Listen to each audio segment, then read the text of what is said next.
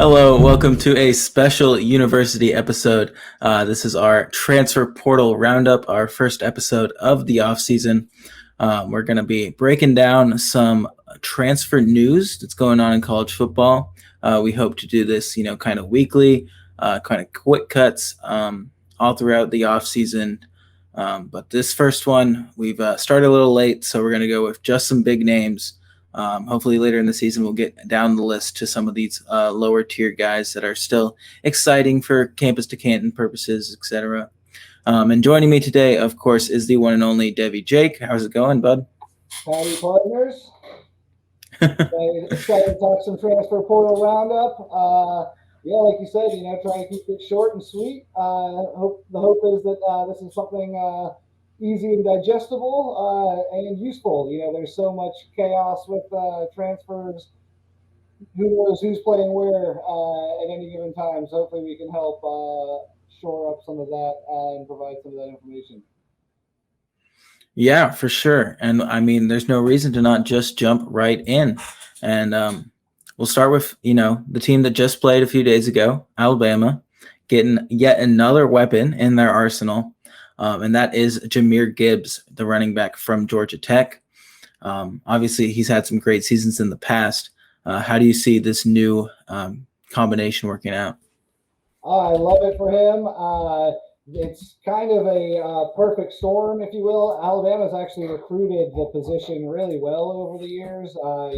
Looking back the last few classes, you got Jace McClellan, Trey Sanders, Kamar Wheaton, but all three of them have gotten hurt with season-ending injuries. So the door is wide open for someone to step in and contribute right away. Jamir Gibbs is, widely considered a top 6 or 7 Devy asset currently. And I think this is arrows up for him. I think if he has a strong season, he can contend with Bijan Robinson for the QB1 spot or RB1 spot. Sorry. Yeah, I mean, definitely quite a few good running backs in this next class, and a lot of them are transferring actually. So, big news on that front. Do you think this helps him in the future for the draft? I do think it helps him. While he was basically the only offense that Georgia Tech had, I still don't know if he outproduced Brian Robinson this last season for Alabama. Their system is just extremely offensive. He's going to score a lot of points. They're going to score a lot of points, and I think that a super productive season for him will help elevate his already high draft stock even higher. For sure. And then you put the over under for his scrimmage yards at 1,300. Which side are you taking there? I want to go under. It is that is right around where I expect him to end up. I wouldn't be shocked to see him go over. I think that's a decent line. I don't think hit that yet in any of his seasons. And I'm pretty sure he's not hit the 15 total touchdowns that I put as the other over-under. How about you? How are you feeling? I'm smashing the over on that. I mean, Brian Robinson had over 1,300 rushing yards without any receiving work and 16 total touchdowns last year. So, I mean, if this is a backfield where Gibbs can come in and take over, obviously, there's some questions there with Jace McClellan, who I really like. But if he can take over, the sky's the limit. I mean, 1,300 is going to be gone by, the end of the regular season. And then he's still got 3 games. So, and then you can go next. Sorry. I was just going to move on to the next guy. So if you got something on Gibbs, go ahead. No, I was going to move to Rattler as well. Okay. So, I mean, we're just both so excited to talk about Spencer Rattler. I don't think I actually would have said that but he is moving on from Oklahoma after being an incredibly highly touted recruit and showing some early flashes in his career. He's following his former offensive coordinator to South Carolina, reuniting with Austin Stogner down south. Do you think he left too early? So what do you mean? Just because Caleb Williams also transferring, so he could have stuck around and kept the job? Yeah, maybe. I think he even had left after it was announced that Riley was leaving. So I think it would have made sense to at least stick around and watch the dust settle. But South Carolina is a good starting gig to get, and these starting gigs aren't going to last forever. There's lots of players in the transfer portal. If you think you have a good match that'll be good for you, I don't fault you for striking at that as opposed to, maybe waiting and seeing and, being stuck as a backup again. Yeah, for sure. And I mean, the transfer portal just moves so quick. You never know what's really going to happen. Okay. I did just want to make the point that I do think that South Carolina is a great fit for him. I know he was projected to go to UCLA. There was a couple of crystal balls that had come in that he was going to maybe go to LA. And, given kind of what we'd heard about him, maybe being distracted and not having his head in football, I think going to LA would have been a terrible decision for him to rehab his image. I think you go to South Carolina is a state that breeds college football.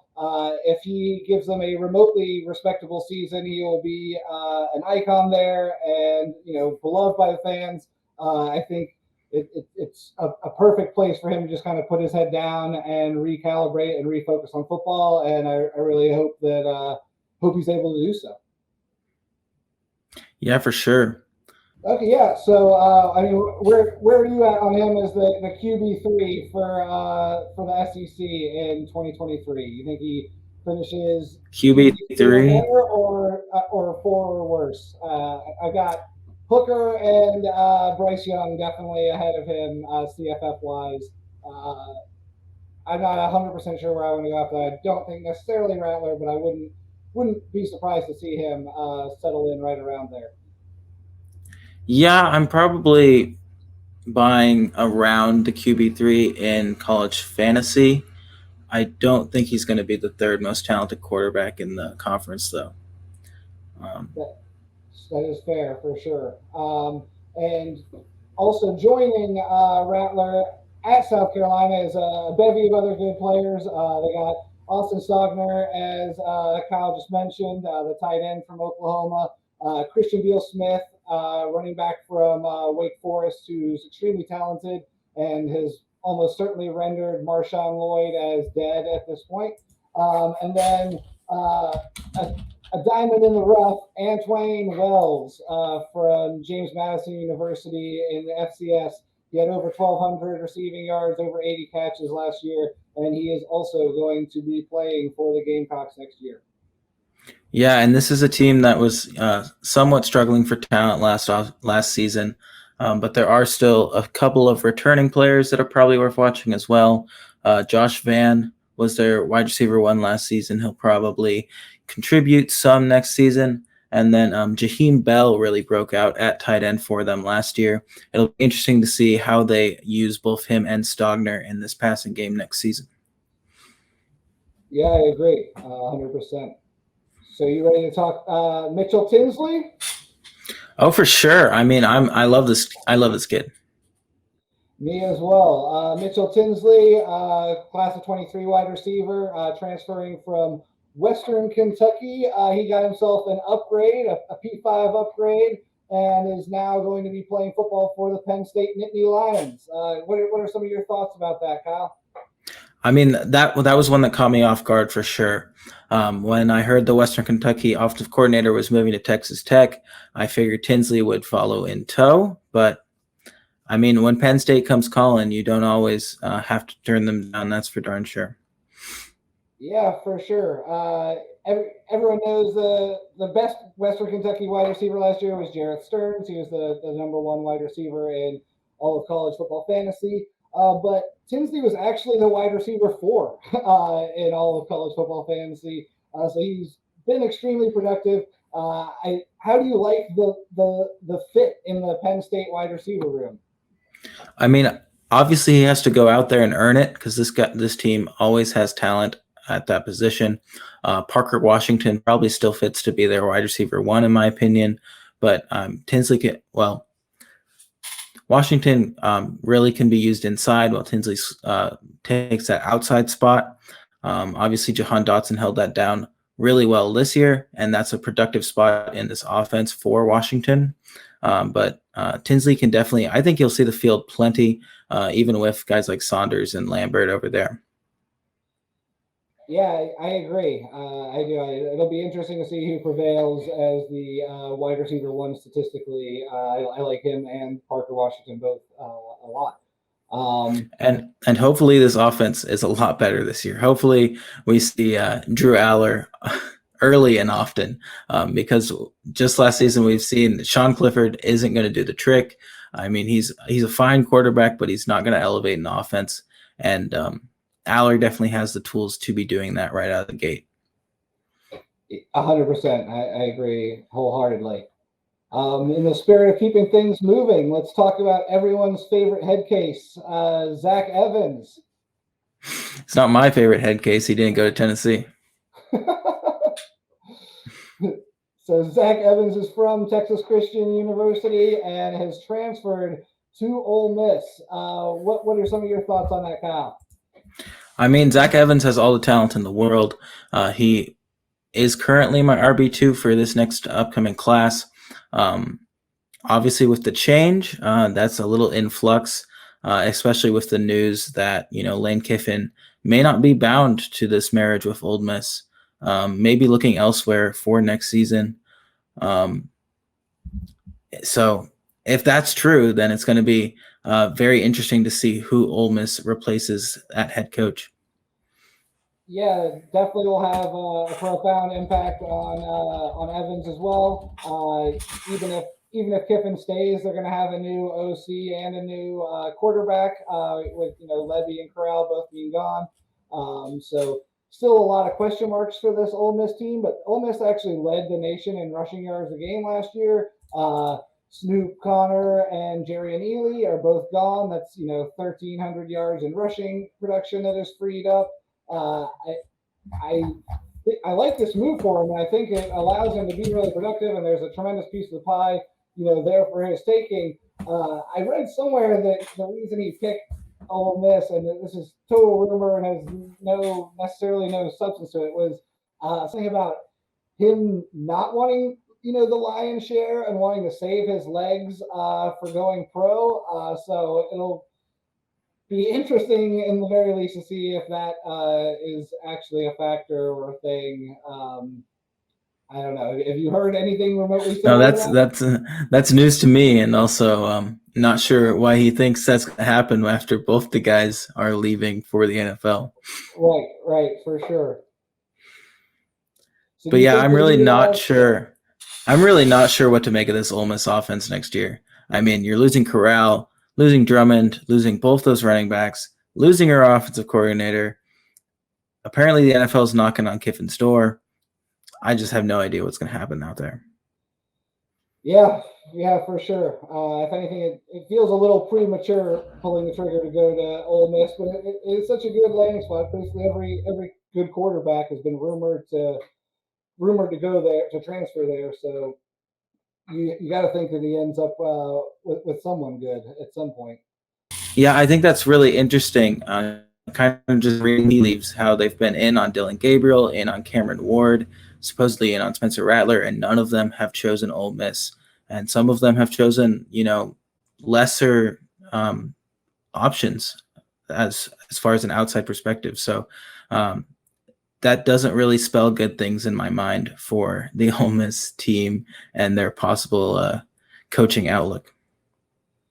Yeah, you got to think maybe some of these guys are getting told, hey, I might not even be here next year. So yeah, that's a very good point.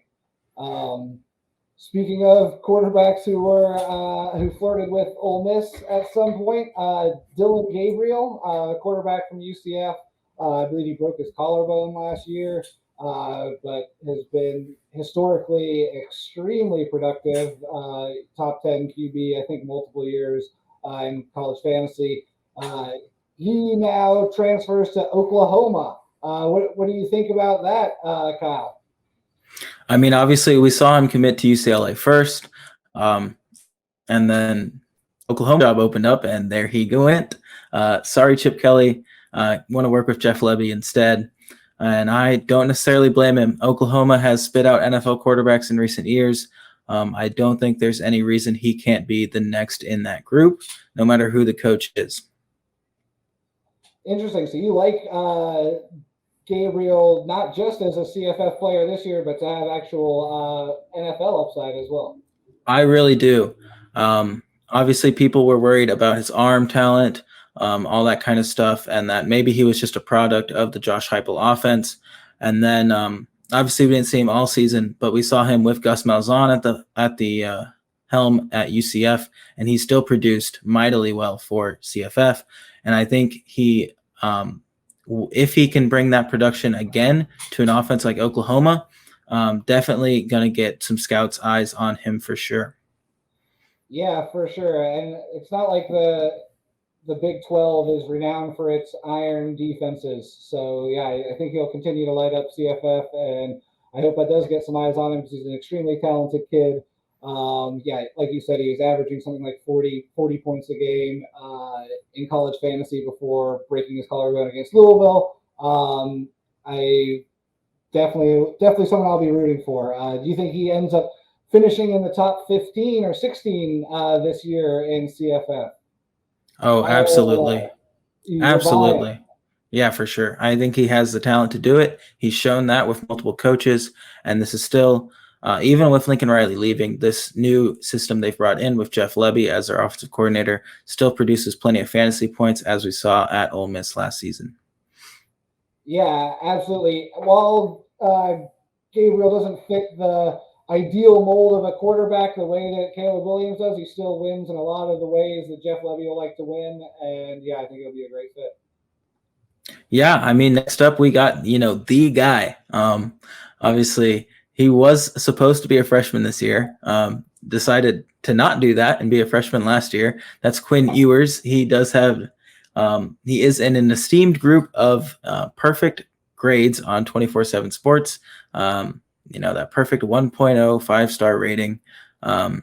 Committed to OSU last year, Ohio State. Couldn't see the field, obviously, because they had like 6 great quarterbacks last year. So tough to crack that starting lineup. But now he's moving on, saying goodbye to Ohio State, moving back to his home state of Texas. Is he still the top quarterback in his class? So, obviously we've seen it from Caleb Williams, and, we've seen NFL throws in real games. So it's hard to still have him at number 1. I will bump him down to number 2 just because we have not seen it yet. I also would have liked to have seen him earn the backup or the starting nod in the game that CJ Stroud missed.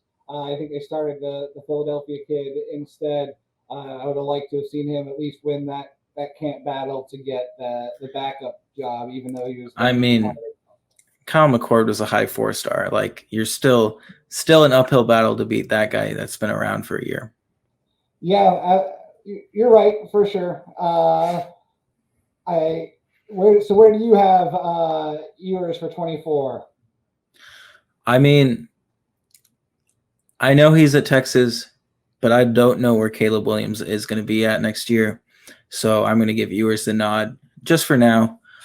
If Williams is going to end up at USC, then wheels up, Caleb Williams number 1. But for now, we'll stick with Ewers. And how loaded is this Texas offense looking next year?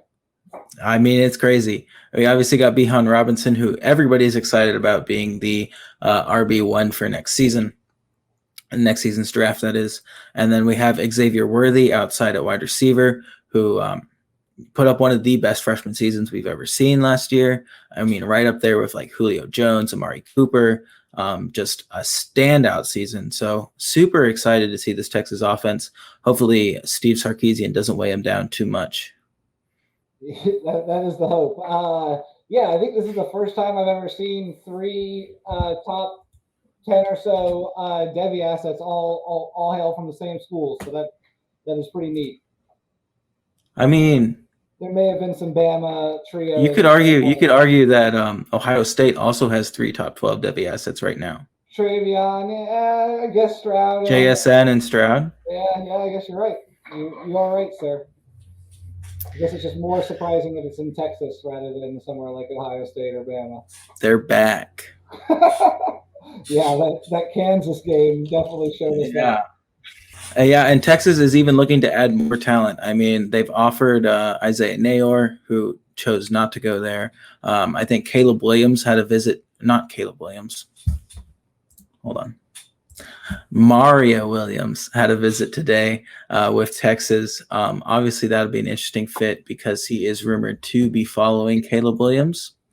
But obviously, Texas probably not taking Caleb Williams since they do have viewers. So that'll be interesting to see. Yeah, for sure. Definitely room for them to add a few more guys. You got a long way to go before the end of the summer.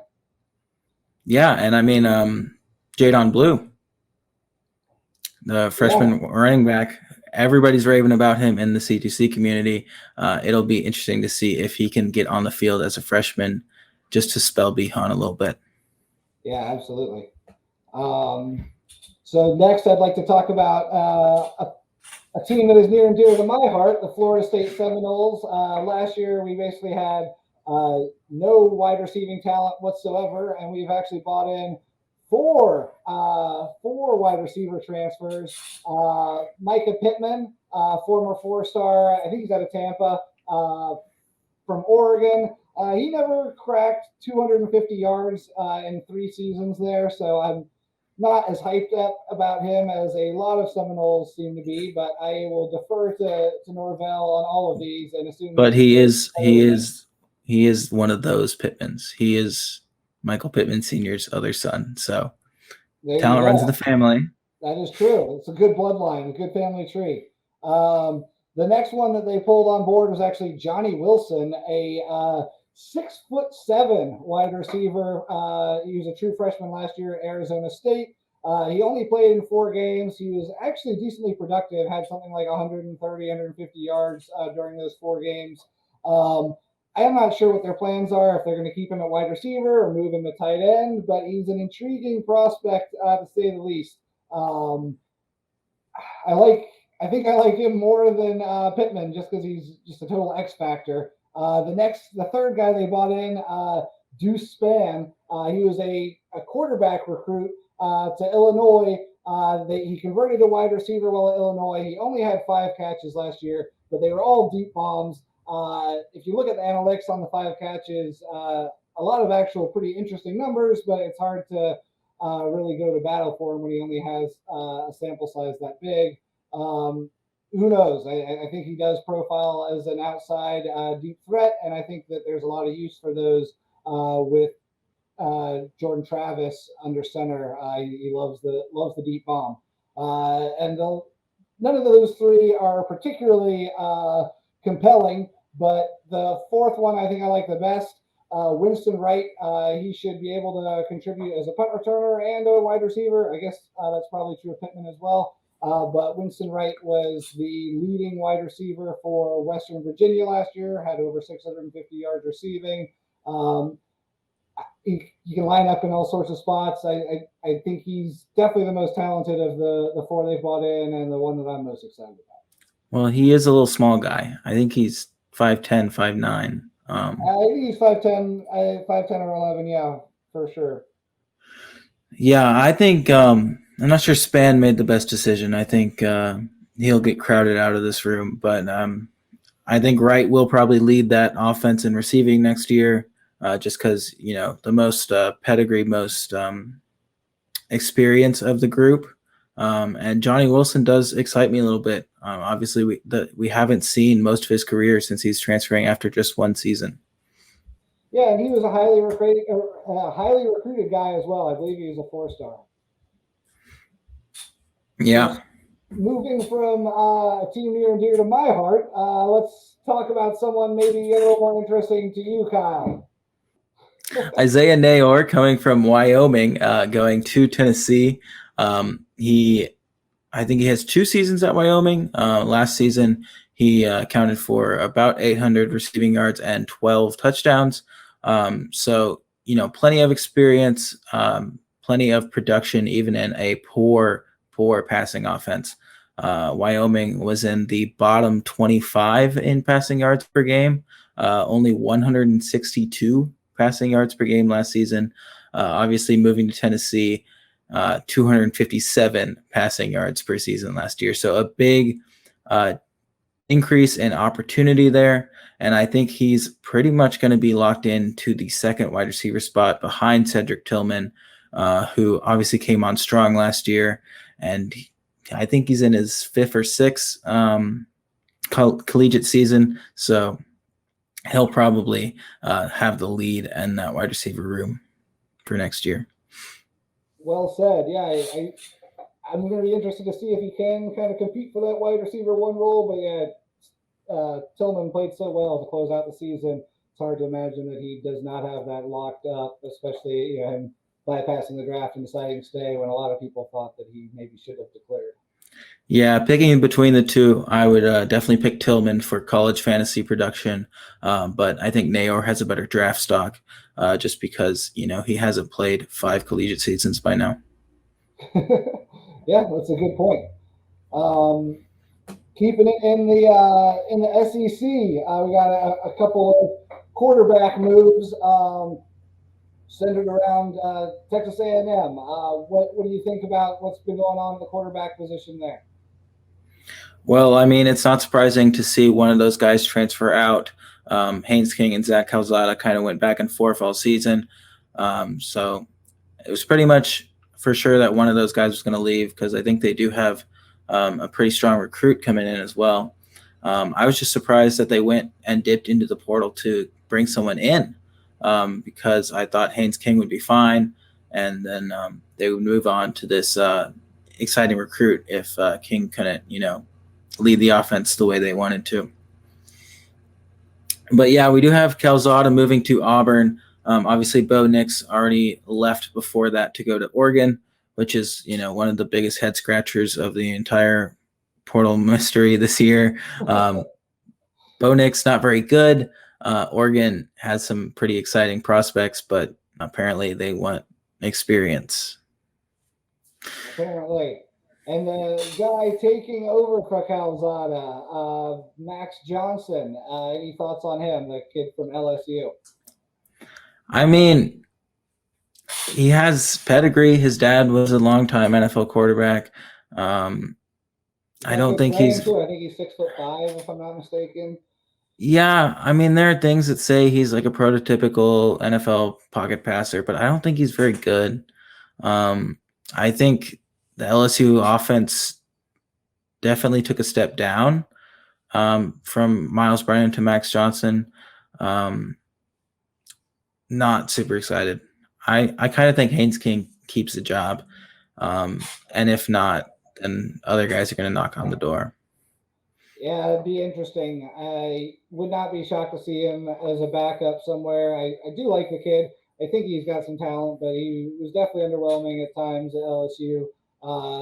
He's joined at Texas A&M by his brother, Jake Johnson, who was the top tight end recruit in all the country this year. So maybe there wasn't the kind of guarantee of a starting position that there are for some of these transfers. And the allure of getting to stay with his brother is great enough that he's willing to take the gamble and bet on himself. We'll see. Yeah. And we'll move all the way across the country now to the West Coast to one of my favorite transfers of this early period, and that is Cameron Ward, quarterback from Incarnate Word in the FCS. Obviously, we've seen a guy just last year set a precedent for these lower division guys moving on up. Bailey Zappi put up insane numbers at lower division football, moved up to the FBS, put up insane numbers again. So maybe we see the same kind of thing from Ward, who is now moving to Washington State. The big connection there that made him choose Washington State over, Ole Miss, who offered him, and some other big schools, is his former head coach from Incarnate Word, Eric Morris, taking over the offensive coordinator job at Washington State. Ward's got NFL size, 6'3", 220, completed 65% of his passes for almost Well, 4,600 passing yards last season, along with 47 touchdowns, 74 total touchdowns in 2 seasons. So yeah, this guy put up absurd statistics, and he's staying in the exact same offensive philosophy, exact same offensive system with his coach moving with him. So I think there's plenty of reason to think this guy can succeed in terms of college production. And I think if he does that, then he's going to get drafted for sure. My one concern, Washington State is graduating, their 3 best offensive skill position players, and probably their 5th best guy as well. Obviously, Max Borghi finally moving on. Travell Harris, Calvin Jackson Jr. I think both those guys played 6 collegiate seasons, so I think they had to go no matter what. And then the backup running back was also out of eligibility. So, I mean, you got Dazon Stribling there at wide receiver. He's pretty interesting, but not sure what else is there. Yeah, Stribling's a talent, though, and he had some flashes last year. I'm excited to see what he does with the main role. I think he can absolutely be the alpha wide receiver in this offense. I think he can have a top 15 receiving season in the Pac-12 just this next year. Yeah, and if you're following, Pac-12 football, you might be a little confused about why Washington State is bringing in a quarterback. Considering I believe Jayden de Laura was like the 2nd or 3rd best statistical quarterback in the conference last season. But apparently him and Jake Dickert and Eric Morris weren't getting along quite great. So he's moving on to Arizona. This guy was only in the portal for, 48 hours, figured it out real quick. And I think there's plenty of talent on this Arizona team for him to succeed with, which is an interesting sentence considering how bad Arizona has been in recent years. Yeah, they were winless last year, and bring in a new coaching staff. They've got the top 20 recruiting class in the nation, despite going winless last year. It's been very impressive by Jed Fish all around so far. They've also got Jacob Cohen transferring in from UTEP. He was the 14th best college fantasy football receiver last year. He had over 1,300 yards. I'm excited for de Laura. I know he's a quarterback that can air it out. He was top 60 in all quarterbacks in CFF scoring last year. It was a COVID freshman. And I think he missed a couple of games. Oh, did he? Yeah. Even more impressive. Top 60 for a freshman's damn respectable, in my opinion. I like the kid, and I think that he's got a good shot. He's one of the players you got to put the disclaimer, as long as he stays out of trouble. He did get the DUI, I believe it was. Underage DUI. Yeah, so not a good look there, but as long as he keeps his head on his shoulders, sky's the limit for him, and kudos to Jed Fish for building this Wildcat program. Yeah, I mean, Jacob Cohen is going to be a great target for de Laura, and they also bringing in Tetero McMillan, who was a high 4-star wide receiver and I believe a top 20 wide receiver in this freshman class. So that's pretty exciting as well. Yeah, he's an exciting player. I was definitely going to let you try your hand at pronouncing his first name. I think you did pretty well there. Yeah, and then we'll kind of jump down on our show sheet real quick, just for some quick hits. Kadon Slovis, obviously from USC, decided to go to Pittsburgh, fill in for Kenny Pickett, who's going pro. Obviously, if the Pittsburgh offense can play like they did last season, that's going to be, a great spot for Slovis to rehabilitate his draft stock. And he's got, obviously he has the Bolitnikoff winner, Jordan Addison, at wide receiver, but they've also gone out and added Kanata Mumfield from Akron, who put together a great freshman season last year, looks the part, has great route running ability. That's going to be an exciting offense once they figure out who's going to coach them. Yeah, I agree. I love Slovis as I don't love Slovis either for CFF or for Devy, but I do love him for not totally tanking Jordan Addison. He did a great job of throwing the ball to Drake London, and as long as he can continue to do that with Addison, I'm happy. I mean, I think at this point you gotta be in on him for CFF. Even if you don't think he's going to go to the draft, this is like three amazing weapons for him to use in Addison, Mumfield, and Abana Nakanda. So I'm pretty excited, even if he does have arm limitations, and even if you don't think he's like the greatest quarterback ever. Absolutely. And then we got our real head scratcher of the year so far. That is Chip Diamante Trayanum. Played running back for Arizona State for the last few years. Looked really good. He was a guy that we thought, could be an NFL guy next season at running back. But he decided to go to Ohio State. Obviously, if you know Devy, you know Travion Henderson's there. So why would he go to Ohio State? Oh, it's because he wants to play linebacker. That sucks. I like the move for him. You make more money at linebacker than you do at running back. They draft more linebackers than running backs get drafted. I don't. I hope you didn't. I hope you didn't draft him in Devy or C2C or anything. I do have him on a Devy team, so that kind of sucks. I mean, we see this happen like occasionally, but it's usually with true freshmen. You usually don't draft somebody who has experience at running back and then they just randomly switch, especially the kind of experience he had. So continue. Obviously, him leaving Arizona State does hamper their outlook at the position. However, also Rachaad White going pro does make that running back room a little thin, but I think they filled it pretty well, pretty quickly, and that was with Xavier Valade from Wyoming. He has 4 collegiate seasons under his belt, and I think 2 1,000-yard rushing seasons, probably would have been 3 if they played 12 games in the COVID years. So this is a guy with plenty of college experience and plenty of college production. Definitely someone to watch for CFF. Yeah, I love Valade. I like their sophomore Danielle Nada as well. I think the running game is going to be in great hands despite losing 55% of their rushing production. Yeah.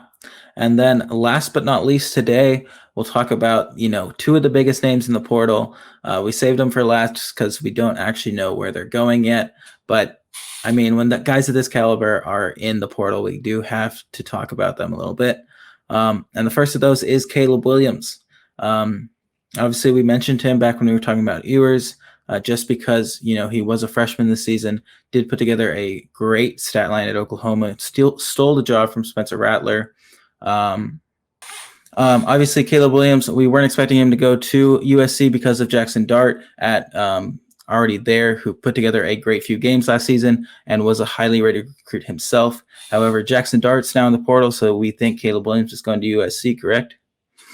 Yeah, that seems to be the tea leaves. As soon as he visited there, all sorts of crystal balls started dropping.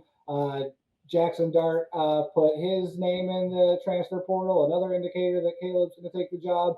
Michael Trigg, the talented true freshman tight end, has also put his name in the portal, and indicators are that he's going to be following Dart wherever Dart winds up. Like you said earlier, Mario Williams is likely to join Caleb Williams at USC. So all sorts of moving dominoes still up in the air. Where do you think that Dart winds up? Dart is the real question here. Obviously, he has visits scheduled with Ole Miss and Oklahoma, so those are both intriguing, although Dylan Gabriel's already at Oklahoma, so that's a little interesting. BYU came in second in his recruitment last year.